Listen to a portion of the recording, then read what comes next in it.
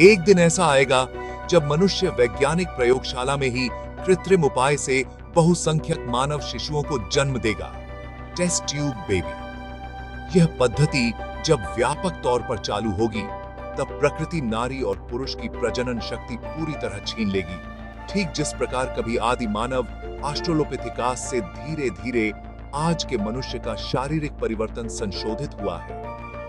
जिस दिन प्रकृति मनुष्य की प्रजनन शक्ति छीन लेगी और वैज्ञानिक गवेषणागार में मानव शिशु का जन्म होगा, मानव सभ्यता के उस अनागत भविष्य के दिनों के संबंध में चर्चा काफी चित्ताकर्षक है। कुछ नई सृष्टि करना मनुष्य की स्वाभाविक प्रवृत्ति है। इस प्रवृत्ति की प्रेरणा से मनुष्य नित्य नवीन वस्तु की सृष्टि करता है, नई नई चीजों का आविष्कार करता है और विभिन्न अज्ञात विषयों के संबंध में गवेषणा जारी रखता है। सृष्टि के इस आंतरिक तकाजे से ही मनुष्य संतान संततियों को जन्म देता है। यह जो सृष्टि की ऐषणा है, वह जब मनुष्य के आंतरिक देवता की उपलब्धि के लिए परिचालित होती है, तब उसे ईश्वर प्रेम कहा जाता है। साधना के माध्यम से यह उपलब्धि, यह जो सृष्टि की ऐषणा है, इसे काम कहा जाता है। इस सृष्टि की ऐषणा का एक महत्वपूर्ण भाग संतानोत्पत्ति के काम में खर्च होता है। जब वैज्ञानिक गवेषणागार में मानव शिशु का जन्म होगा और प्रकृति मनुष्य की प्रजनन शक्ति छीन लेगी, तब अतिरिक्त सृजनशीलता महत्तर सृष्टि के लिए परिचालित होगी। उसके द्वारा और भी नवीनतर और उन्नततर बहुत कुछ आविष्कृत और उद्भावित होगा।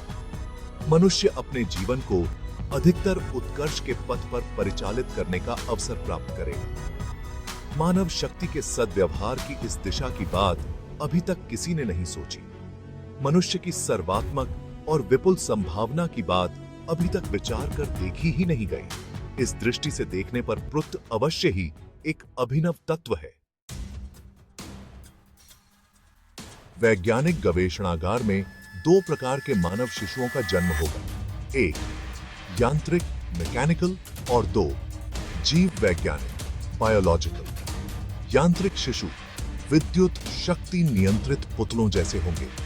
इन शिशुओं के विभिन्न अंग प्रत्यंग देह संरचना के विभिन्न उपकेंद्रों से परिचालित होंगे। इन सभी शिशुओं में कोई भी स्नायुगत यौन क्षमता नहीं होगी और स्नायु तंत्र के नहीं रहने से वे आध्यात्मिक साधना नहीं कर सकेंगे और उनमें सुख दुहक की अनुभूति भी नहीं रहेगी। वंश विस्तार में भी उनकी कोई भूमिका नहीं रहेगी। वे मात्र अपने मालिक के निर्देश के अनुसार नीरव और अनुगत भृत्य की तरह मनुष्य की सेवा करते रहेंगे।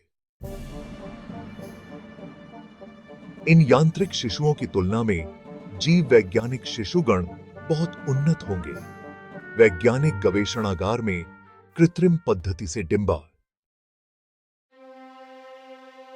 ओवा और शुक्राणु तैयार किए जा सकते हैं, क्योंकि ये दोनों ही स्वरूपतः रासायनिक यौगिक हैं। शुक्राणु और डिंब के मिश्रण से गवेषणागार में भ्रूण तैयार होंगे।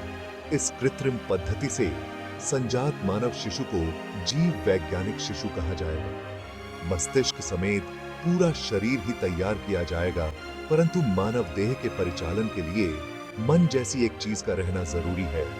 वह मानवीय प्रचेष्टा के बाहर है। मानव आधार के स्वाभाविक विवर्तन के साथ संतुलन रखते हुए उस गवेषणाजात भ्रूण देह में प्रकृति एक विदेही मन को प्रतिस्थापित कर देगी। गवेषणागार सृष्ट मानव शिशु संस्कार मुक्त नहीं है, इससे यही प्रमाणित होगा। चिकित्सा विज्ञान की उन्नति के साथ साथ साधारण मनुष्य की तुलना में गवेषणागार संजात शिशुओं को दीर्घ जीवन प्रदान किया जाएगा। भविष्य के लोगों के लिए उनके अंग प्रत्यंगों का विच्छिन्न कर केवल मस्तिष्क की सहायता से यत्र तत्र अबाध विचरण करना संभव होगा। इस प्रकार के शिशुओं के देह यंत्रों का परिवर्तन किया जाएगा, किंतु मस्तिष्क का परिवर्तन नहीं होगा, क्योंकि मस्तिष्क के अंदर विशेष विशेष संस्कारों का एक समूह निहित होता है। इसलिए मस्तिष्क के परिवर्तन का अर्थ पूरे मनुष्य के व्यष्टित्व का परिवर्तन है। मस्तिष्क बहुसंख्यक स्नायु कोशों का समाहार है, जिसकी सामग्रिक परिणति में मनुष्य का व्यष्टित्व निर्धारित होता है। इसलिए स्नायु कोशों में परिवर्तन न लाकर मनुष्य के मस्तिष्क में परिवर्तन लाना संभव नहीं है। गवेषणागार सृष्ट शिशु के जन्म के साथ ही प्रकृति मनुष्य की प्रजनन शक्ति छीन लेगी। इसलिए मनुष्य स्वेच्छा से तब संतान पैदा नहीं कर सकेगा। उसके बदले वे वैज्ञानिक गवेषणागार में कृत्रिम शिशु को जन्म देंगे। गवेषणागार संजात उन सभी शिशुओं में किसी विशेष वस्तु या व्यष्टि के प्रति आकर्षण नहीं रहेगा। यद्यपि उनमें दुहक सुख की अनुभूति रहेगी। उन्हें प्रचंड जागतिक और भौतिक संघर्ष के बीच जीवन व्यतीत करना नहीं पड़ेगा, क्योंकि नए नए वैज्ञानिक आविष्कारों के फलस्वरूप वे टैबलेट खाकर ही लगातार जीवन यापन कर सकेंगे। उनको कोई पारिवारिक बंधन नहीं होगा, क्योंकि गवेषणागार में रासायनिक यौगिक सम्मिश्रण से उन शिशुओं का जन्म होगा। जागतिक सुख भोग के मामले में उनमें अरुचि दिखाई देगी। हमारे लिए ऐसे एक दिन की कल्पना करना बिल्कुल असंभव नहीं है, जब गवेषणागार जात ये शिशु सोचेंगे कि प्रकृति के प्रति उनमें किसी प्रकार का आकर्षण नहीं है, जीवित रहने में कोई लाभ नहीं है, भोजन की भी कोई जरूरत नहीं है। इस विषय पर अब न सोचना ही अच्छा है। जो भी हो, ये भूल जाने से काम नहीं चलेगा कि गवेषणागार संजात शिशु बड़े बड़े साधक होंगे, क्योंकि वे अपने जीवन में अपनी अंतर्निहित असंपूर्णता के संबंध में अपेक्षाकृत अधिक सजग रहेंगे। इसलिए उन्हें जितना अधिक अवसर मिलेगा, उतनी अधिक साधना करेंगे।